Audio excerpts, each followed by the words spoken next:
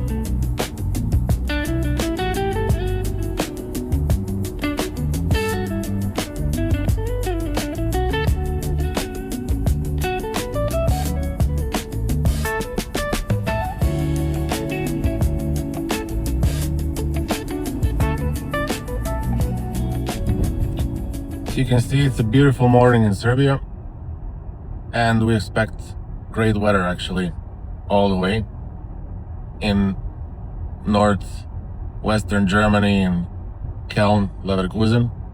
Actually, we're going to Rheindorf, which is a village, a part of Leverkusen where my sister lives, and it's about 1,500 kilometers from Belgrade.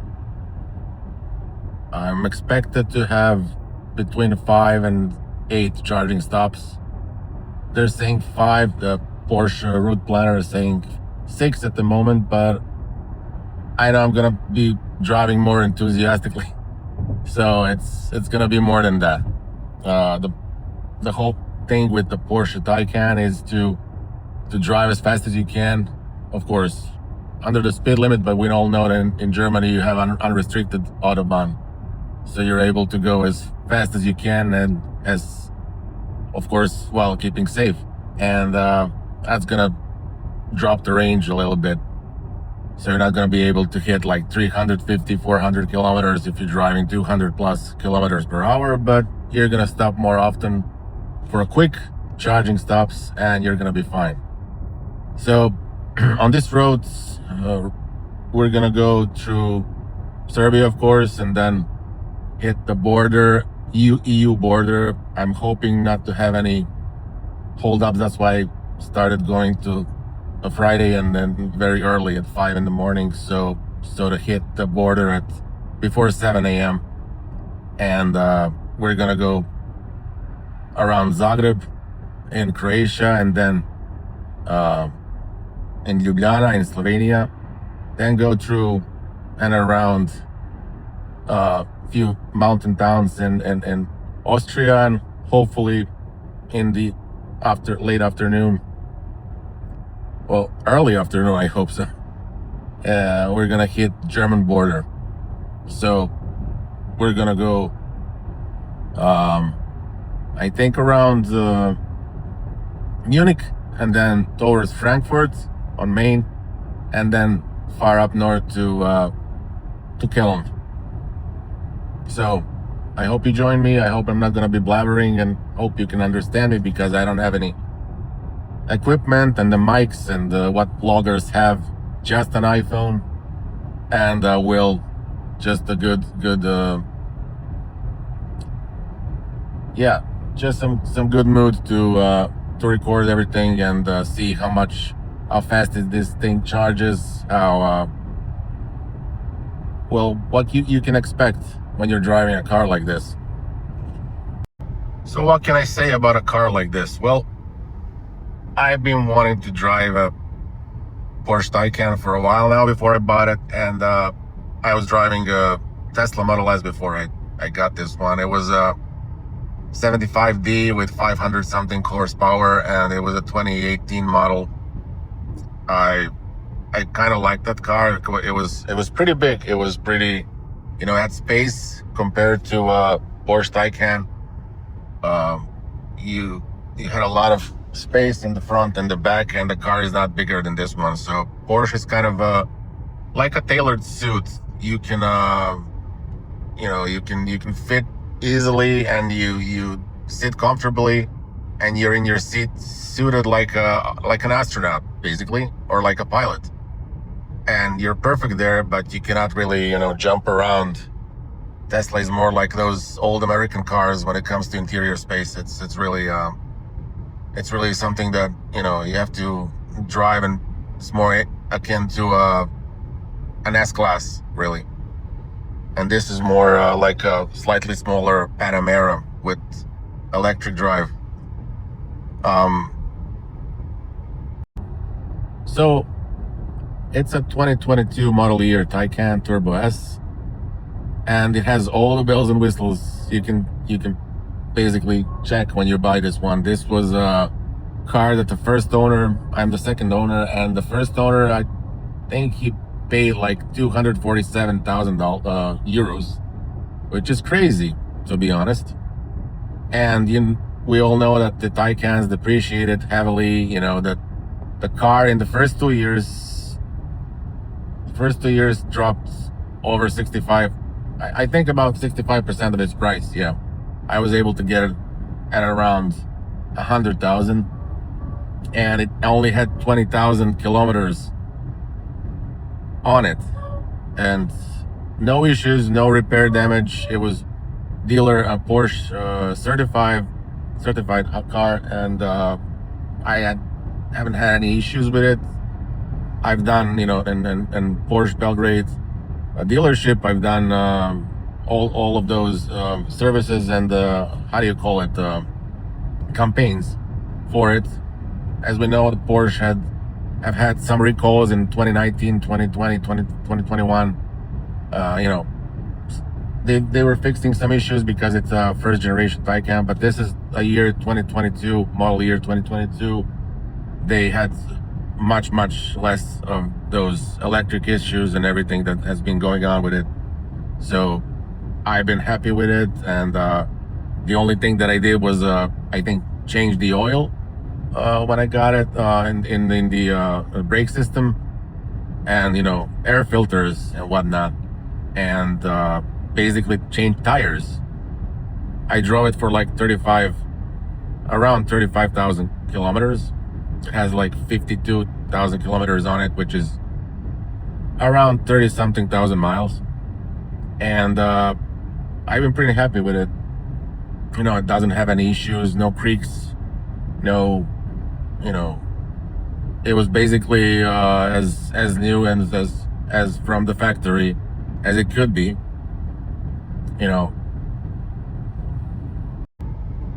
So first buyer checked every bells and whistle you can get for a Taycan. I think it has as you can see, the glass roof and club letter and extended letter and your Burmester sound, which you can see, and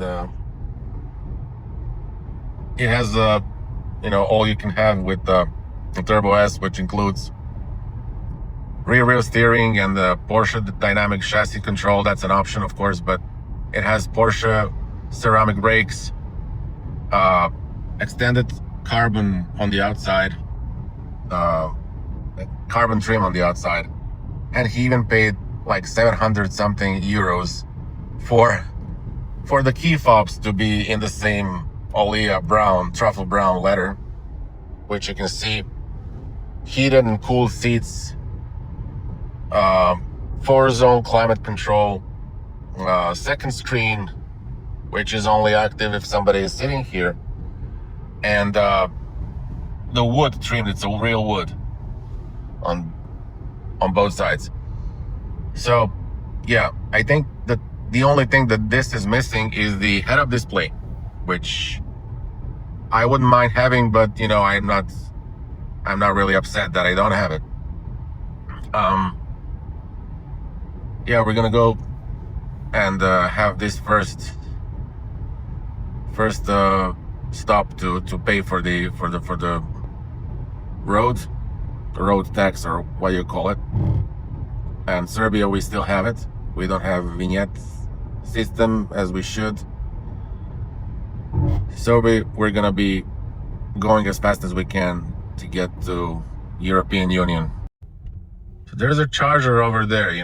In Serbia, they've installed these 50 to 75 watt free of charge chargers, which are good to have, and you can see them on the highway, and even on smaller intercity roads, after you pay for a road tax. And then they've been installing it since 2024. Most of them work. There's an app that you can use and that you must use to activate it, but it's free of charge. So we're gonna go towards Zagreb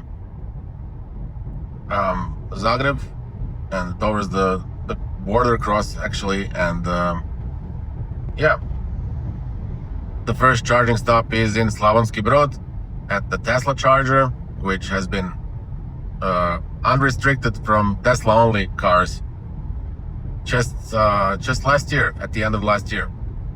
So I hope we're there in about 2 hours or so. Let's see if we can beat that. Driving responsibly, of course, and not much over the speed limit. So the thing with Porsche Taycan has been always to drive as fast as you can, because it's really only efficient compared to other cars at the speeds of above 120, 130. 120, 30 plus kilometers per hour, which is 75 plus miles per hour, is where it has a good range compared to a Tesla, to compare to other cars. Why? Well, because it has the rear motor, which is the more powerful one with the permanent magnet, has two gears. It has first and the second one, and when it goes at highway speeds, it changes to a second gear, and the rear motor is spinning less than it would if it only had one gear, which most of the EVs have. So what I've experienced while owning this car when it comes to consumption is well, I'm gonna tell you about it right now. And when I say in kilowatt hours per 100 kilometers, I'm gonna put on screen what it is in miles per kilowatt hours, or kilowatts per mile, which is what they use in the United States. If somebody from the States is watching, so they know what I'm talking about. And so yeah, it's a car that has 92 kilowatt hours battery usable. Is around 87, I think. So if you're driving it at lower highway speeds, around 60 miles per hour, which is around 100, and you're in range mode, which we are not now, we're in normal, you can get about 19, I think, 19 kilowatt hours per 100 kilometers.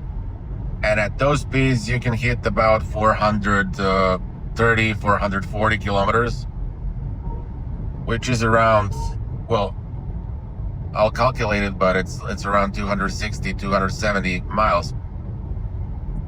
And that's about the max you can get on the highway. I'm not talking about, range in the city, which it doesn't really matter how much the consumption is, because you're not going to go over 400 kilometers every day in a city unless you're driving a taxi, and you're not going to do a taxi in a Porsche Taycan. So yeah, you can get up to 430, 40 kilometers in one battery, in one charge, if you're driving super slow, which nobody's going to drive in a Porsche Taycan, especially the Turbo S. And I have the biggest wheels they can have. Is a 21-inch, so they're the least aerodynamic, the worst you can have. For they're the best looking, but they're the worst you can have for the range.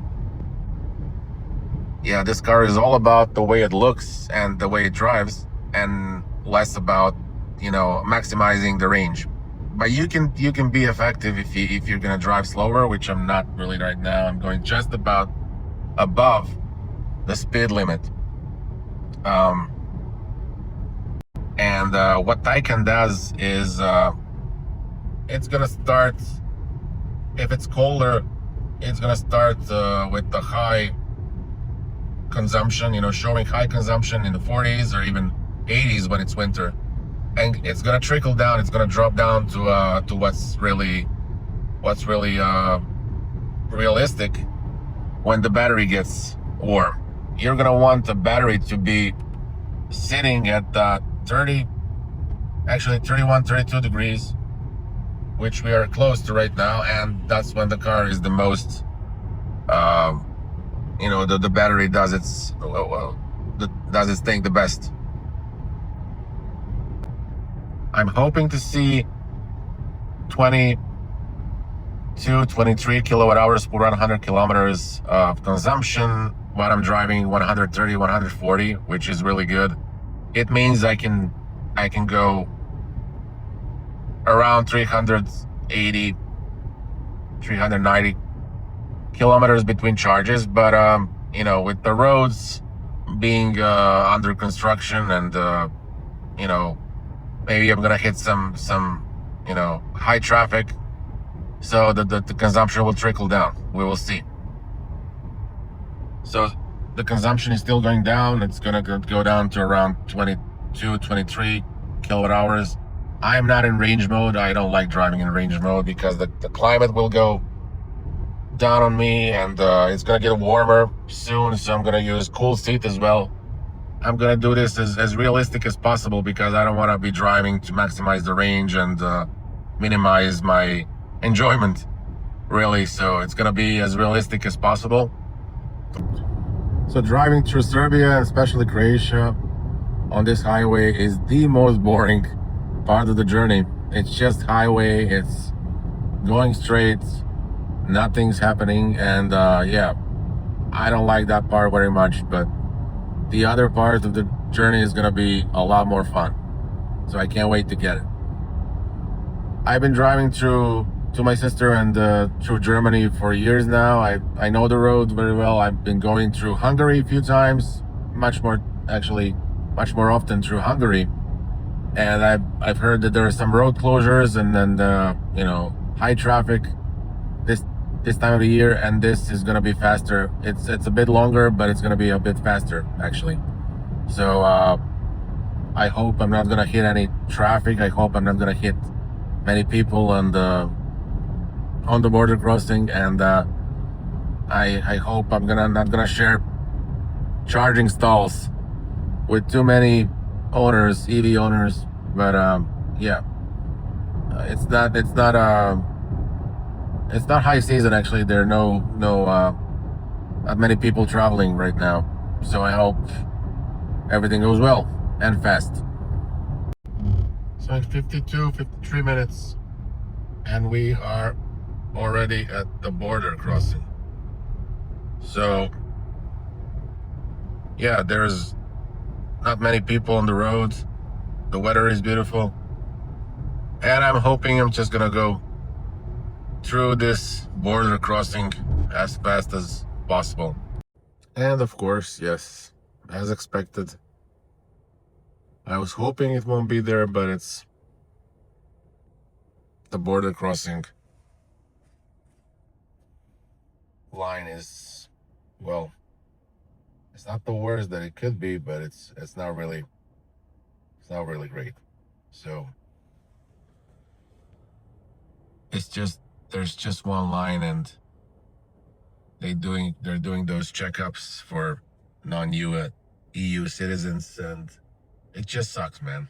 It really sucks. It's been an hour and we're still at, I think, maybe 60%. I'm gonna be here for about 30 more minutes, 35, 40 minutes, I don't know. And whenever you get into EU and Croatia, there's only one line that can read your biometrics, your face, your fingerprint. And I don't know, nobody can understand why they do it every time. So 2 hours later, it took me 50 minutes to get to the border, and then it took me 2 hours and 10 minutes to get through the border. And that's the reality of it. So never mind that, we're in. So let's just get to the next charger and just be on our way as quick as possible.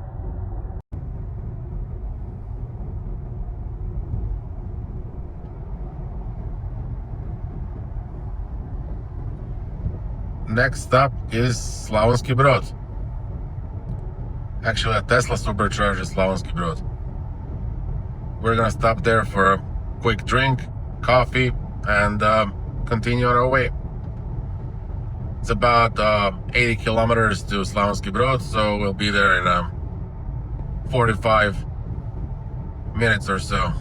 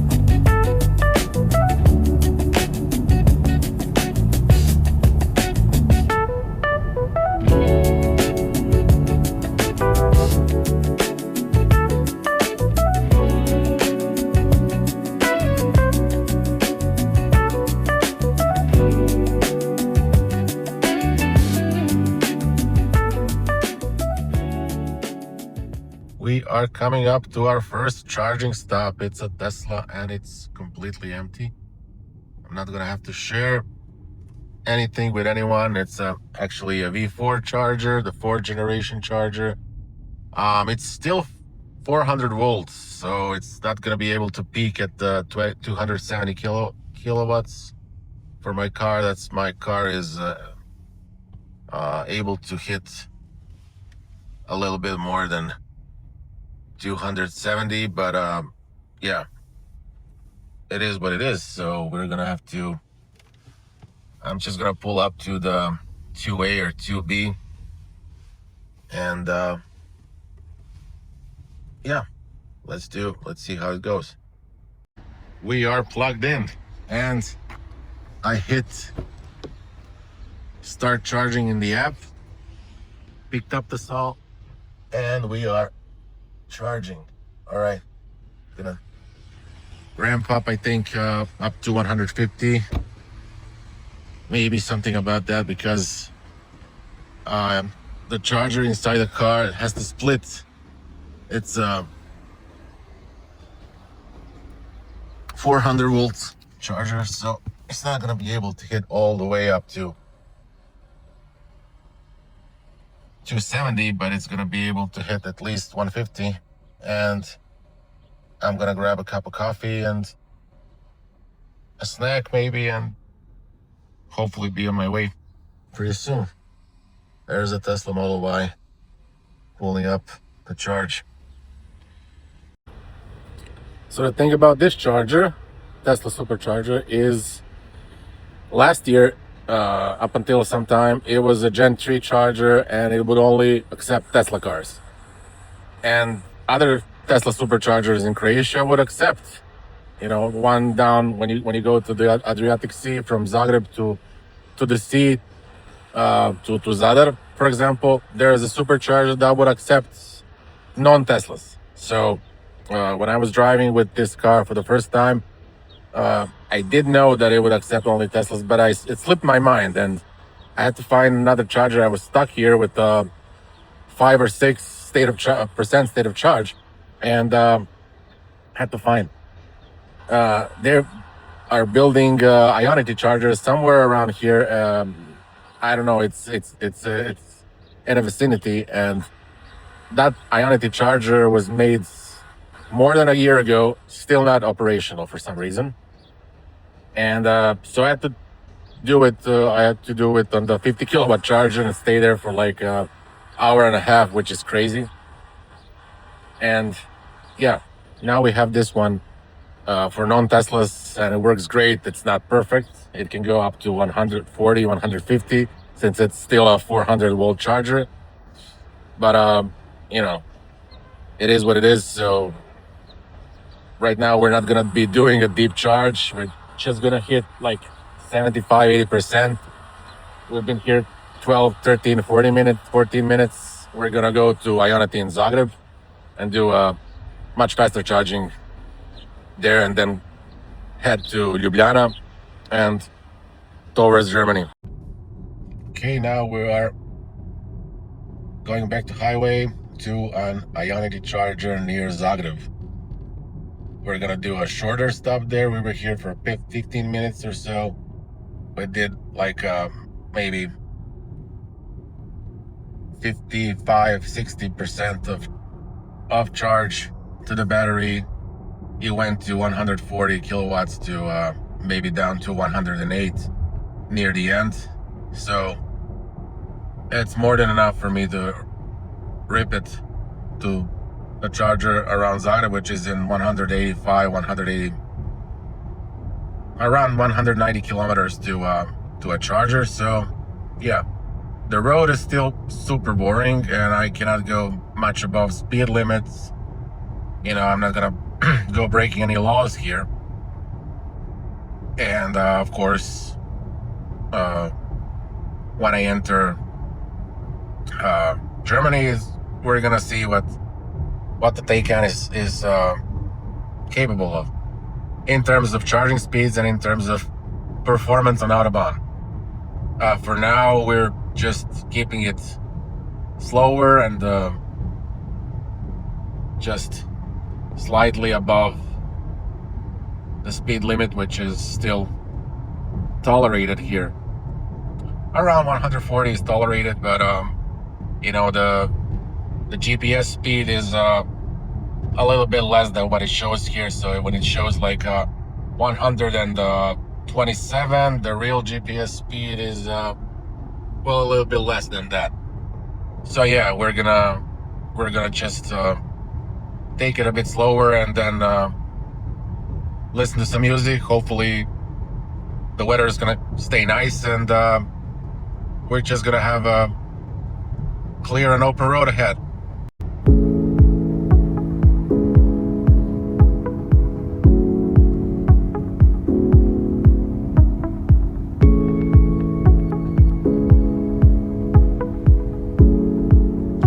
Yeah, I have a BMW behind me, so he's really going over the speed limit.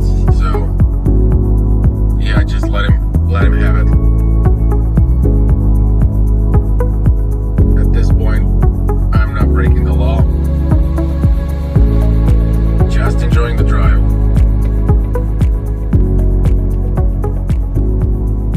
There's around 170 kilometers to Ionity, so enjoying and relaxing. We are ripping through Croatia, so we're gonna do another charging stop. That's gonna be Ionity, and we're gonna have to get a little bit off the highway. The costs for charging on Ionity are 49 euro cents per kilowatt, but if you have an account, a paid account, which is around 10 euros per month, then you're supposed to be able to get it, which I did. You're supposed to be able to get it for 39 cents per kilowatt. So yeah, we're gonna stop for quick, not much of a deep charge, but I think we're gonna be able to go to Ljubljana and charge it for like 60 something percent, and then have another quick stop near Ljubljana or after Ljubljana. We'll see where the Porsche charging leads us, and we're gonna take the exit now. I actually managed to connect through the Porsche app, connect the Apple Maps to be able to see the state of charge, and you know, this is not Porsche map. This is actually Apple Maps with the information from the battery, state of charge, and everything. You can see that it says how much on the arrival and everything. So yeah, it's much better to route with the Apple Maps, but you're able to, you know, it's quicker, it's much better than the Porsche software. So yeah, I'm gonna keep using it and see how it goes. We're taking the exit now, and see you there. And we're here. It took us a minute off the highway. It's not far away, it's like maybe less than a kilometer. So there's a Shell station and there's an Ionity here. So I'm just gonna pull up here, and there it is. Pull up here. Okay.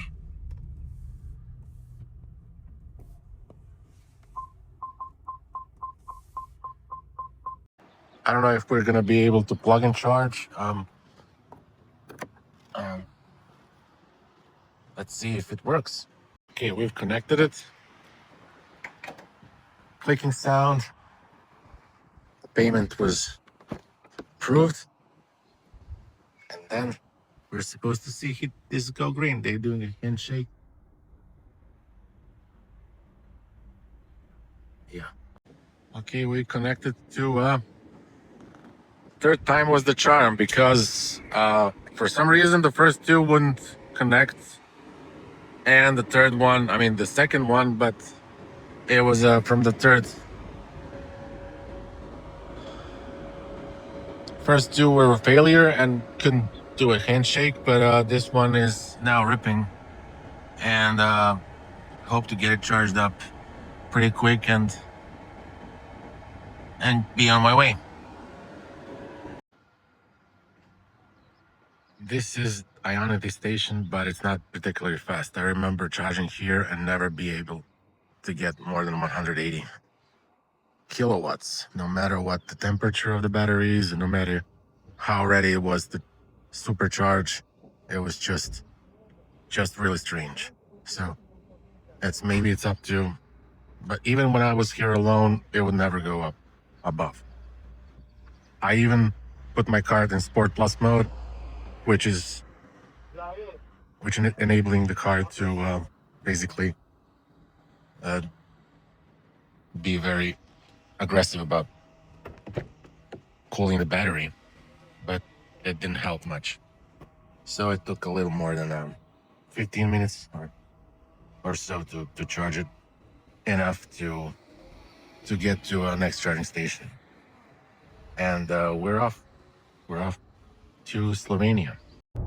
We are off towards Ljubljana. Well, actually, we're gonna go to a border crossing between Austria and Slovenia, and towards Graz, and there will be another Ionity charger there in about 200 kilometers.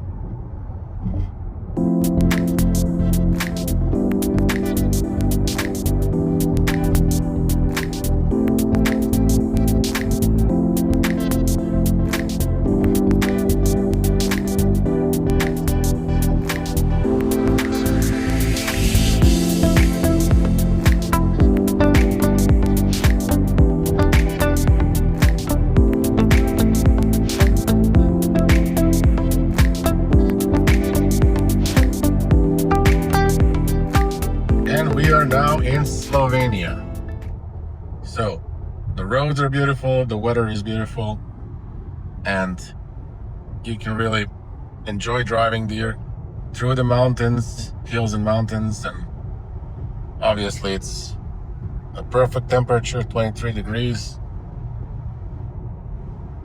Road conditions perfect, and yeah, just gonna enjoy the rest of the drive.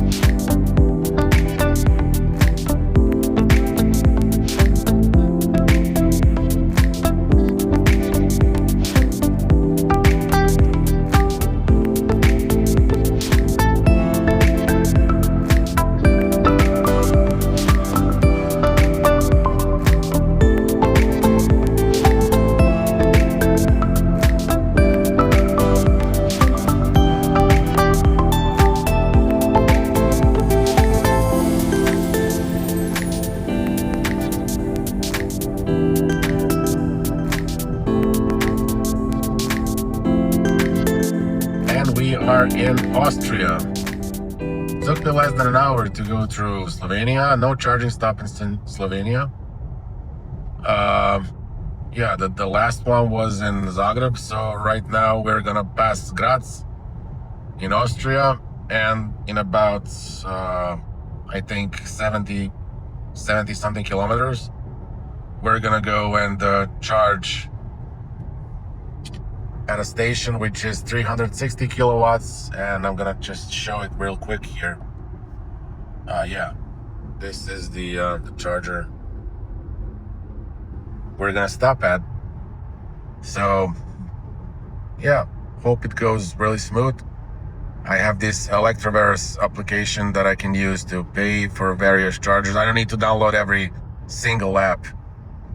I'm used to Ionity, but to be honest, there are so many of those quick chargers now in European Union, especially in Austria and Germany. So I plan to use the Porsche charging planner so that can come to a charger at the lowest possible charging station, state of charge. So if I come there with the 2 or 3%, I'm gonna be able to, maximize the charging speed and stop as little as possible.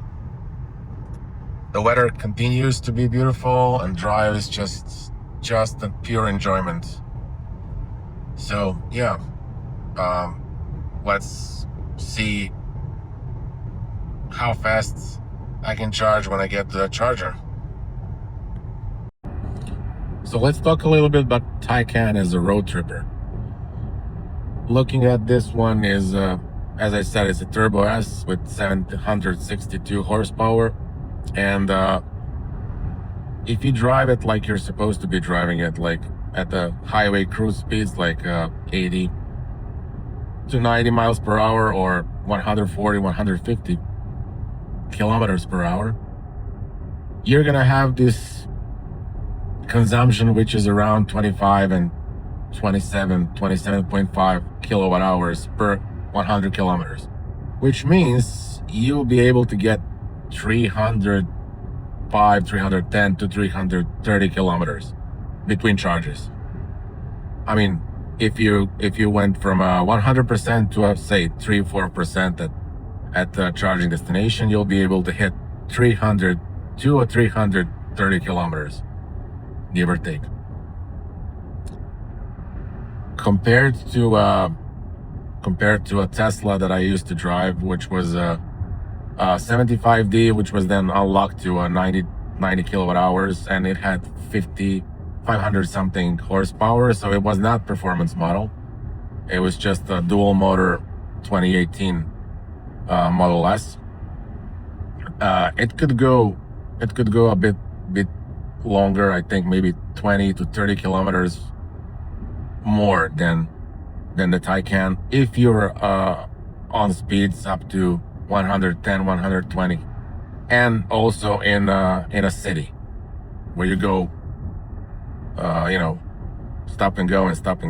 It could offer a higher range. But once you go above 130 kilometers per hour, which is 80 miles per hour, the Taycan is just more efficient because of the second gear.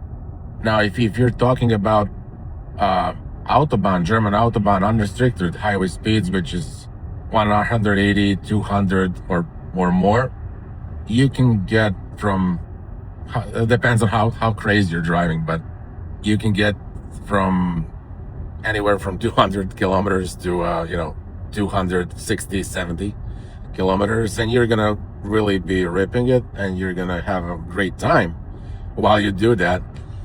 But you're gonna have to stop more often, and this is what I plan to do. I mean, I plan to go as fast as it is safe in the unrestricted German Autobahn, and just see how much the consumption is. But I bet that it's gonna be lower than the Tesla Model S Plaid that I used to drive. I used to drive it for around 30 or 40,000 kilometers when my Tesla Model S was in service. To get the battery unlocked, I had Tesla Model S Plaid for months and months. And I used to drive it from Munich all the way down to border between Hungary and Serbia, and I had to leave it in the European Union because it was a loaner and I couldn't go outside of the European Union. But I was visiting my sister, and I went to Netherlands so many times, visited sister in Cologne, and drove all across Germany. And I realized that, while it's the fastest car that's ever been made, it's crazy fast. I'm not comfortable going above 200 kilometers per hour because of the brakes that are not really as good as these in Taycan, which are carbon ceramics. And also, the car just felt heavier, even though it's not. It just, the Plaid felt heavier, and it felt like you cannot steer it around the corner as fast as you can in Taycan. Taycan is just built for straight road, but it's also built for curvy roads, and it's gonna handle well in curves, as good as Panamera, almost as good as a 911. So it's just a car that is so much better for spirited driving and then driving fast, even around corners. And this is why I love it so much more than a Tesla. When it comes to range, yes, a Tesla can be a little bit, how do I say? It can be a little better on the range if you're not heavy on the pedal, on the gas pedal. If you go above 120, 130, you're just not gonna get that kind of range. And while you're on the charging station, this charging curve of a Taycan is just crazy good.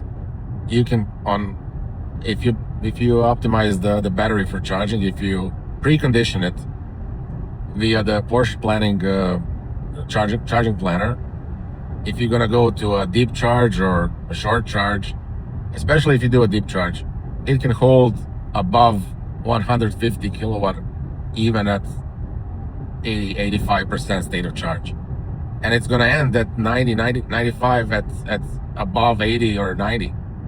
And if you know how Tesla charges, you know that Tesla after 80% it's gonna go less than 70 or 60 kilowatts. And it's crazy, it's so slow to charge after 80%.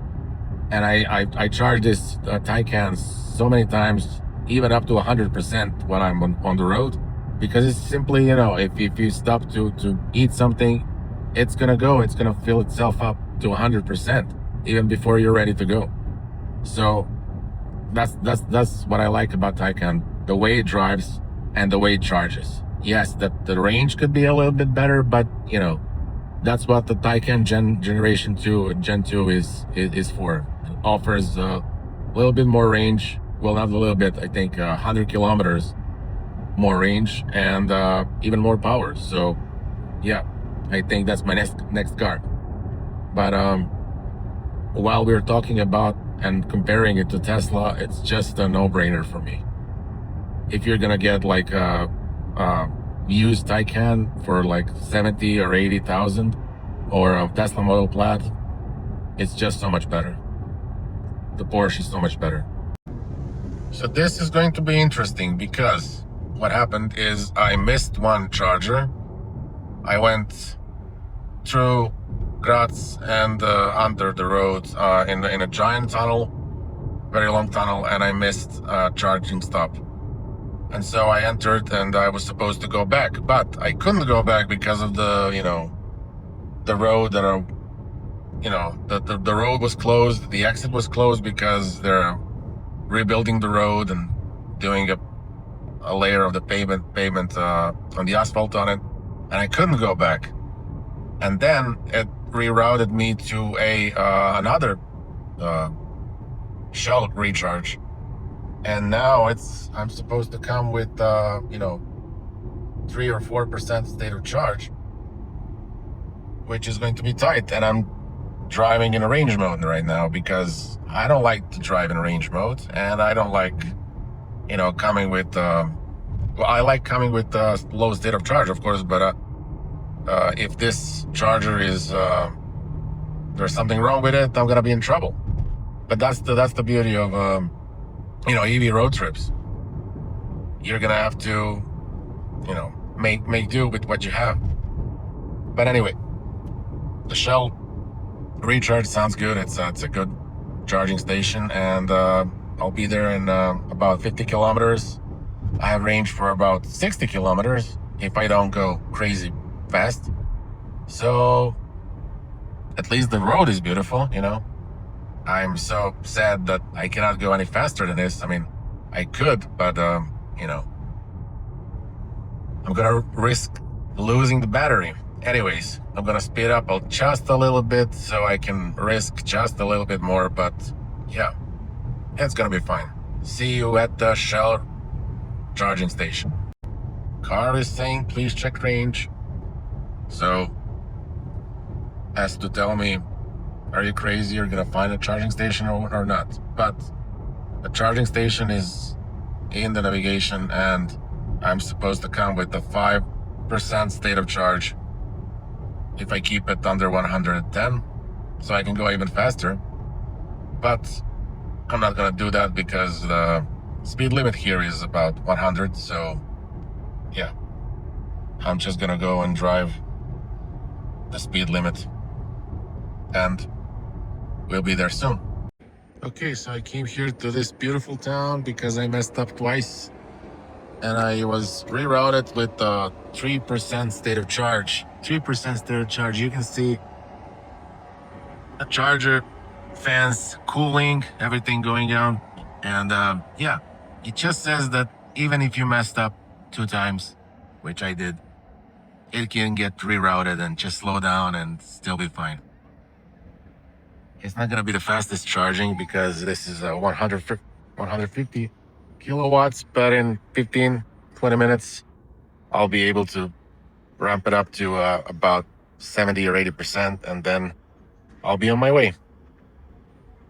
Just see if there's anything in terms of snacks or, just to grab something to eat, then be on my way. So I have to stop in this beautiful town in Austria to do a charge, which was not that fast because it kept me around 100 kilowatts. And yeah, it happened because I messed up. I didn't stop for 2, not 1 but 2 chargers, and I didn't want to turn back to find another fast charger. So what I did was, yeah, I just went on slower and found a Shell recharge charger, which is usually 360 kilowatts, but this one was 150.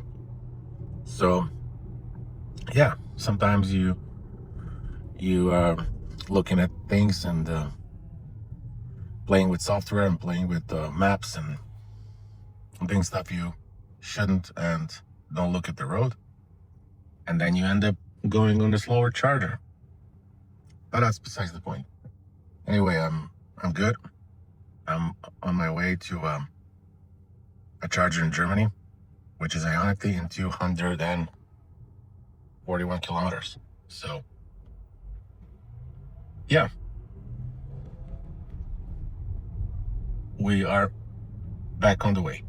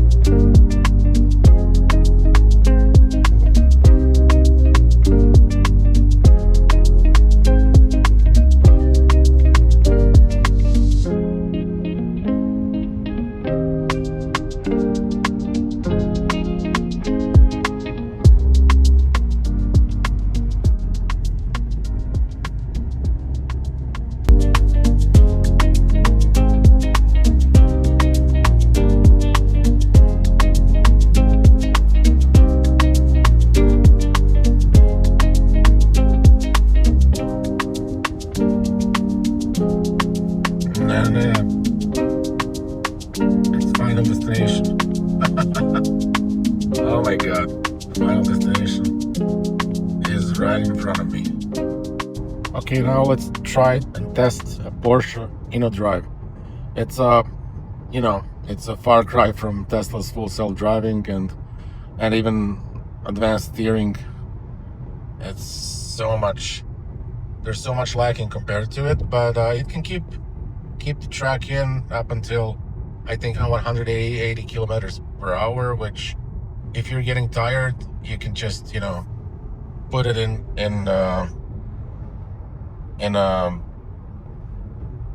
but it doesn't work in Serbia. You know, you can use it when you enter Croatia, or you know, European Union. It works.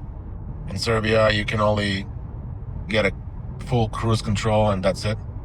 But after a few seconds, if you leave the wheel, it's gonna prompt you to take the wheel in your hand. You know, so it's steering now. You can see that it's steering. It's keeping the distance from the car in the front, but yeah, it says take the wheel in your hands. So you have to you know, be careful what you're doing, and you know, you cannot go hands-free, but you know, you can. And then when this guy went to the right, we're speeding up, so I can just, you know, hit this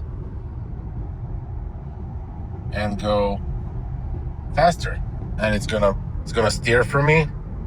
It's gonna drive itself, and then it's gonna say, please take over the steering. So I have to really touch the wheel, so it knows I'm here, and I'm basically, you know, watching out what's going on. But I have to slow down. Yeah, I have to slow down. It really is a nice system, but it's not a full self-driving, and it's not a Tesla. So it's nice to have. Definitely, it's nice to have. But yeah, nothing special. So there you can see when you're driving around 140, 150, sometimes 160, you can count on around 25, 26. During the summer, with cooler on, the heated, the cooled seats, and the climate control, everything on max, and yeah, it can go around 350, 370 kilometers. If you're really stepping on it, you're gonna go 300 to 320 kilometers. So that's Taycan Turbo S with the biggest wheels. That's the worst case scenario when it comes to range. That's the quickest Gen 1 Taycan, and with the least aerodynamic wheels. So it's not bad, really. It's not. You have to stop like 4 or 5 times when you go to 1,500 kilometers trip, which is not too bad because you have to drive carefully and rest either way. But you know, it's a fun drive, and you get to see a lot of places, and I think I found out that you know, EV road trips are lighter and more fun, because when you have to stop for a while and just, you know, take in all that, you know, the nature and what's going on around you, and going to little shops or a little restaurants, and or just, you know, see what's going on when you stop for 10, 15, 20 minutes. It's more fun than just, you know, when you're driving a ice car, you just, you know, you just wanna, it's like a race. You just wanna go get there as fast as I can, and then you brag to your friends, oh my God, I got there in like 8 hours or 9 hours and 1,500 kilometers. Who cares? Enjoy your ride. I mean, it's not like I'm driving slowly. I'm driving super fast wherever I can, and I'm enjoying. But stopping 4 or 5 or 6 times even for 15 minutes is not a deal breaker, especially when you're enjoying your ride, and especially if you're driving for free. Otherwise, when you're in your home country, and when you're, you know, not paying for the ridiculous gas prices, it's just very, very convenient and nice way to save money. We are in Deutschland, Germany, officially and unofficially. Just kidding. This is a country where you don't pay for the road tolls, you don't pay for and the road is unrestricted. You can go as fast as you can, unless it's restricted in some parts, but in many parts it's unrestricted. You can go as fast as you can, as fast as you want to. But we're gonna go for a charging stop soon in like 13 kilometers. So I already have a BMW on my back. If I was driving 300 kilometers per hour, he would still be in my rear. So yeah, this is Germany. Welcome to Germany, where people know how to drive really, really good. Okay, see you at the next charger, which will be in several minutes.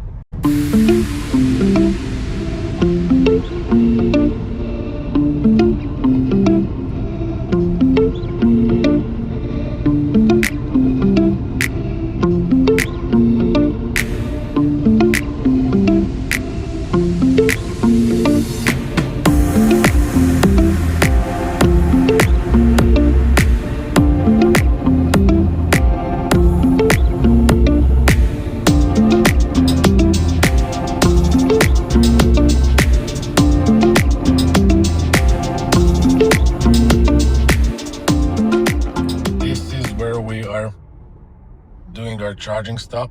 It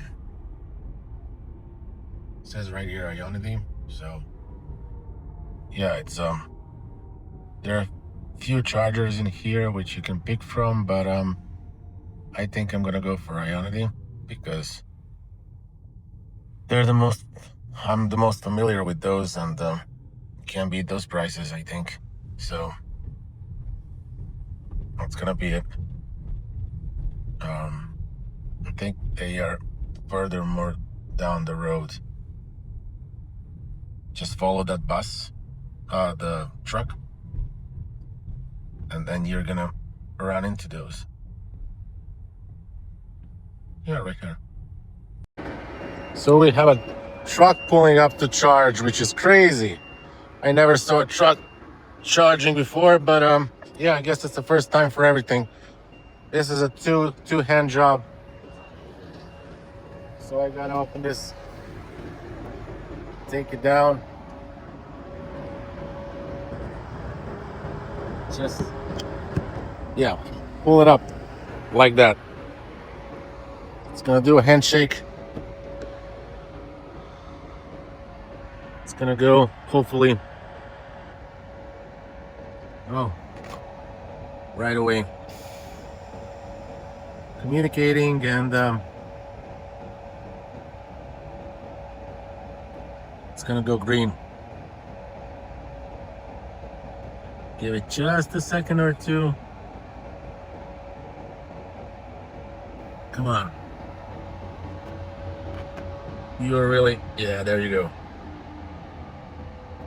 There you go. How much we're gonna get? Oh, it's only 64. Okay, it's gonna ramp up. Yeah, it's gonna ramp up. It's 145, and it's gonna go up 227. That's great. That's really great. 49, 250. Yeah, that's good.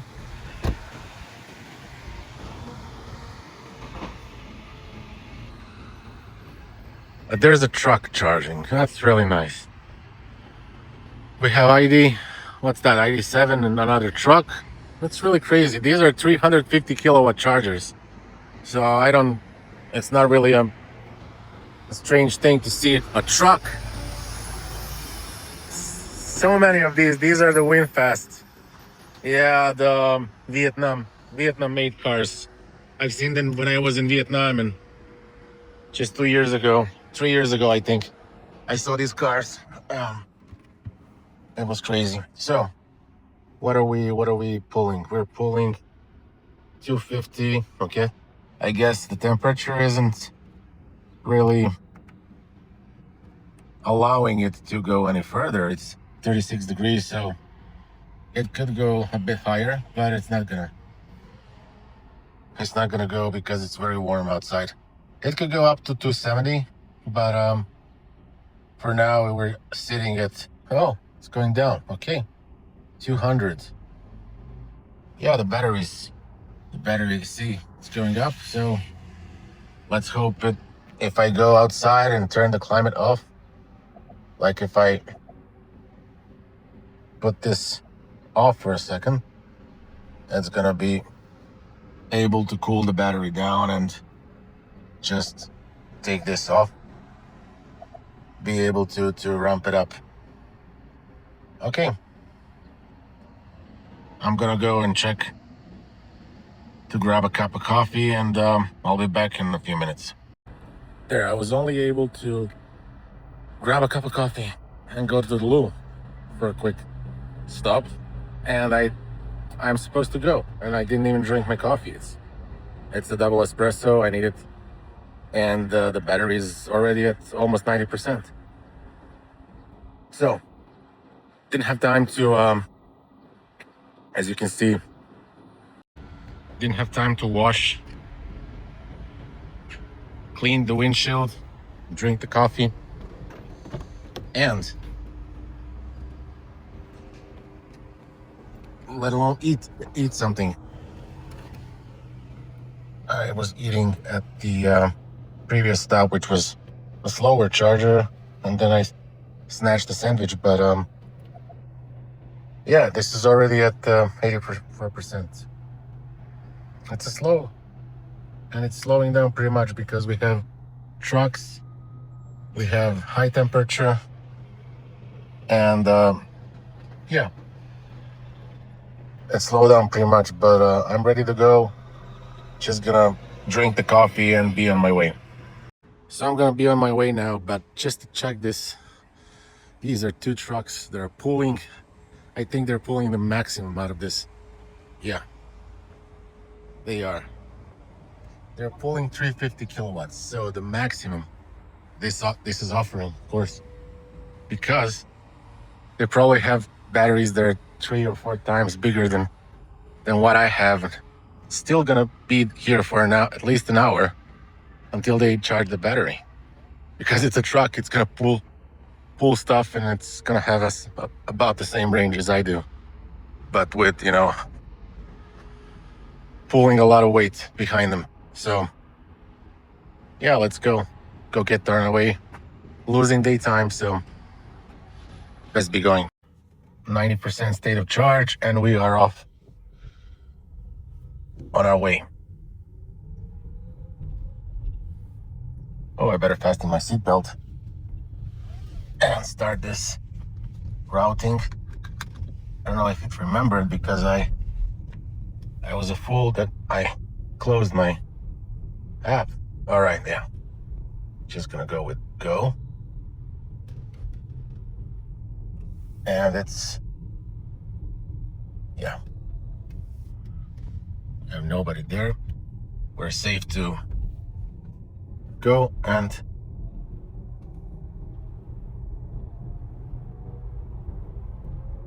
going just past Munich in a few tens of minutes. The weather is still beautiful. At this point, I didn't have time to clean the windshield, and my front of the car is full of the little insects, dead insects, and I really wish there was a quick way to stop and wash the car for a little bit, but it's just me having an OCD, as I always do. But it's beautiful. It's really beautiful, so don't mind the dirty windshield. Didn't have time to clean it, but we are off. Have about 600 kilometers to go.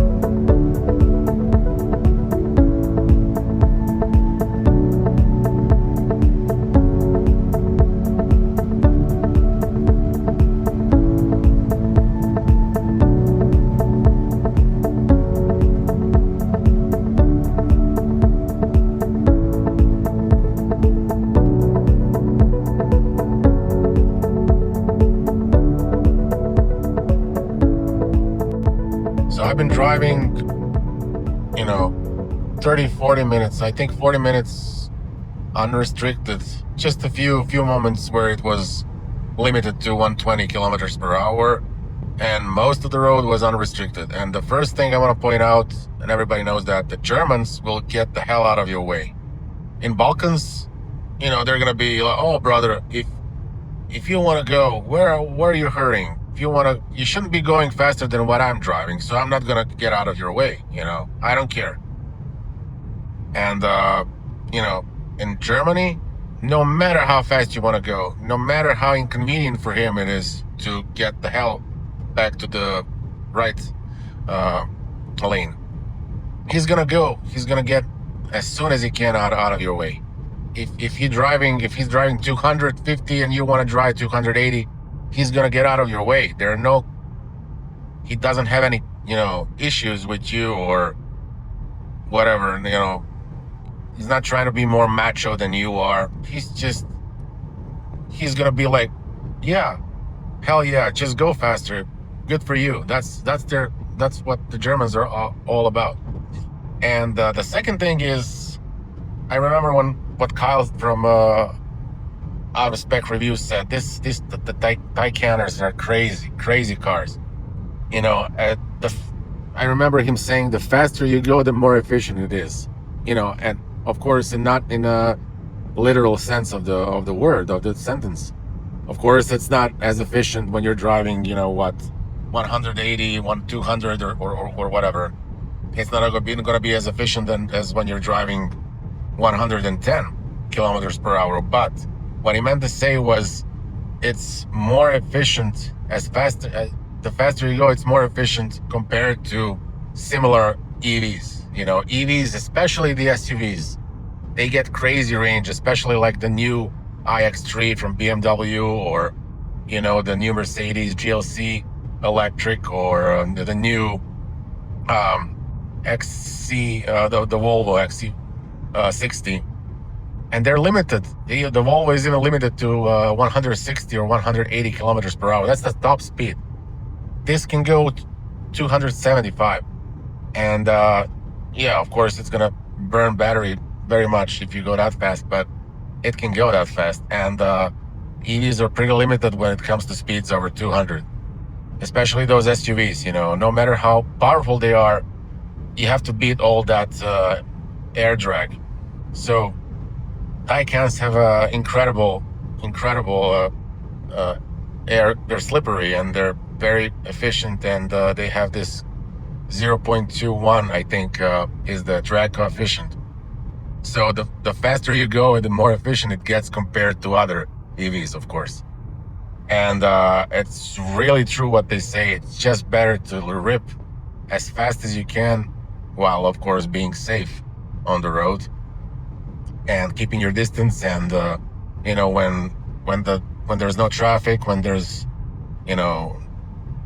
there's light, there's no rain, there's nothing slippery or anything, and when you're safe, you should go as fast as you can, and then charge as fast as you can. That's the fastest way. If you're on a road trip and you should get somewhere, it's the best way to go, and it really is.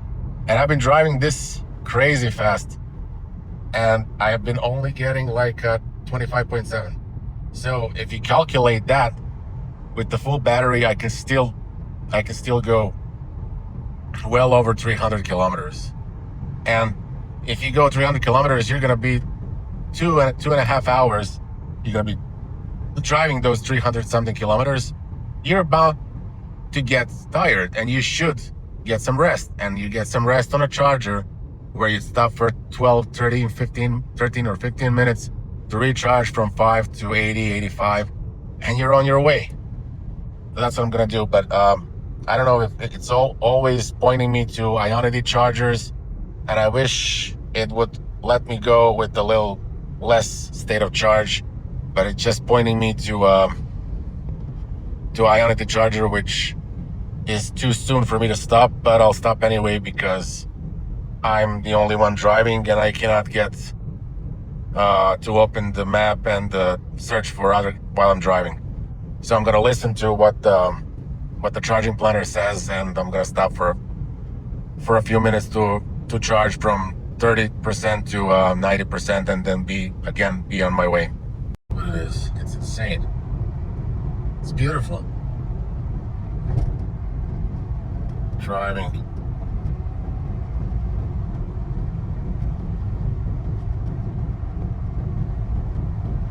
It's just beautiful.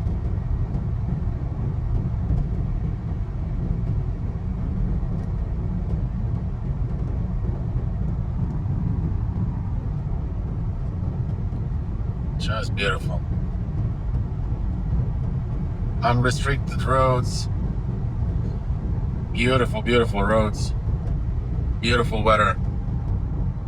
Just crazy, crazy cool.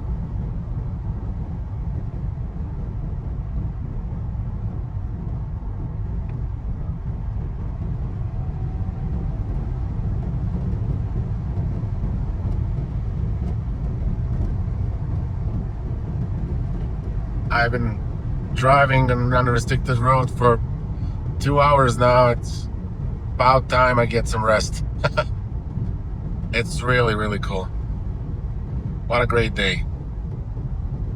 The road, the sunshine, the drivers who know what they're doing and when they're supposed to let you go. Nobody making any sort of problems for you. Just heaven. Driver's heaven. I have just reminded myself why I like road tripping so much and why I absolutely love this car. This is an absolute beast. I was driving for 250 almost kilometers without spending more than 70, maybe 75% of the battery. It never overheated. It never, even at the lower state of charge, it never showed any signs of, losing the power. And yeah, of course, it's not going to be as fast as it is when you're at 100% or 80% or 60% of charge. But and of course, I missed my I missed my turn for the Ionity, so I'm gonna have to do a U-turn here. But that's only because I'm so excited because of this drive. It was such a blast. It was such a blast, and I had some guys, driving in front of me, and it's a crazy good car culture here in Germany. You have such great roads, a great scenery. People know how to drive. People respect you.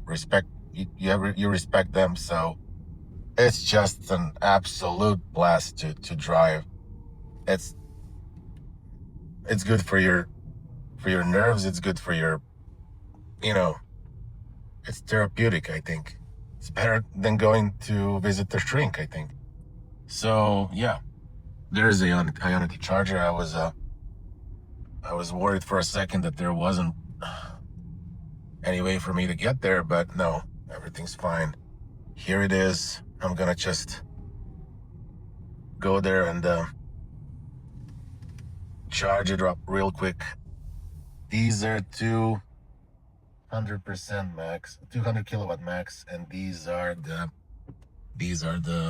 350 kilowatts. So I'm gonna go over there and sit right next to this e-tron. It's a newer e-tron. It's based on the same platform as a Porsche Macan EV. So it's a great car. Okay, let's go and just do this. So unfortunately, these 400 kilowatts charger are out of order, and I was forced to use this 200 kilowatts max. So just got connected and handshake, and it's ripping. Oh, this is 245. Okay, so it's 200 kilowatt max, but for some reason it goes way more than that. That's strange. 253. All right, we're not gonna be here for a long time then. Yeah, okay, 255. 256. So this is 200 max, but for some reason it can go higher.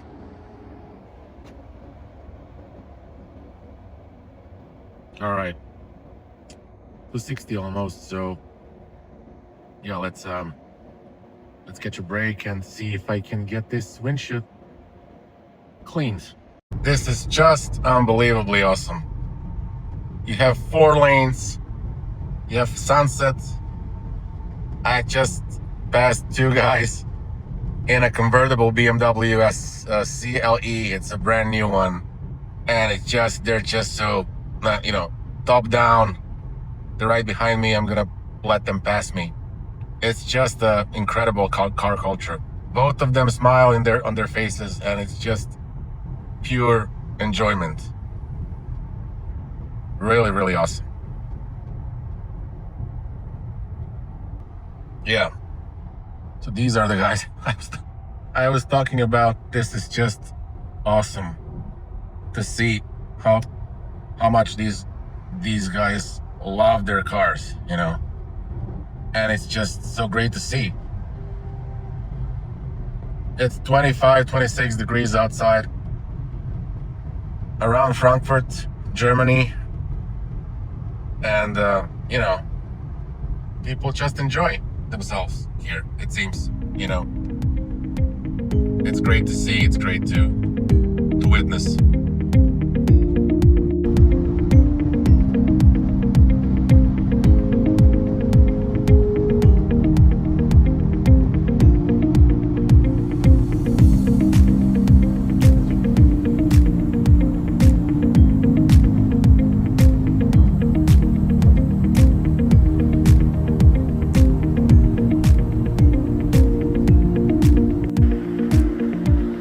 It's the last charging stop for today, and we're ripping again at 256 kilowatts, which is probably the optimum for. You can hear the fans working hard to keep the battery cool while it's ripping energy into it. So yeah, I'm gonna stay here for about 10-15 minutes, and then I'm gonna go and meet my sister. So we're approaching the final part of our trip. In an hour or so I'll be in Leverkusen. It's 10 o'clock in the evening. I lost a lot of time at the border, and I missed a few chargers, so I had to backtrack on a weaker one, which made me lose another 30 to 40 minutes. But yeah, it was fun, really. But no talk about Taycan can go without a conclusion and without talking about depreciation. So I already told you that the first owner lost about 150,000 in 2 years, and that's just crazy. It's an amount that I don't know who can take it and still be okay with it. But as a second owner, I'm pretty happy. I got it for under 1,000K, and I drove as much as 35,000 kilometers, which if I did with the Panamera Turbo S, and knowing how much it costs to run it, the same amount of liters spent in petrol would cost me around 9,000 euros, plus 2 services, which I didn't have on this car, would be about 1,000 euros more. So I saved about 10,000. So even if it depreciated 20,000, which it did in a year and a half, I wouldn't be sad or upset about it, because even if it depreciated 30 or 40, it's still, you cannot put price on a pleasure. So I'm okay with it, and I'm gonna keep driving it as long as it keeps me, as long as it puts a smile on my face. So I'm gonna go and grab some well-needed shut-eye, and that'll be all for this video. Thank you for staying as long as you did. That'll be all. Cheers.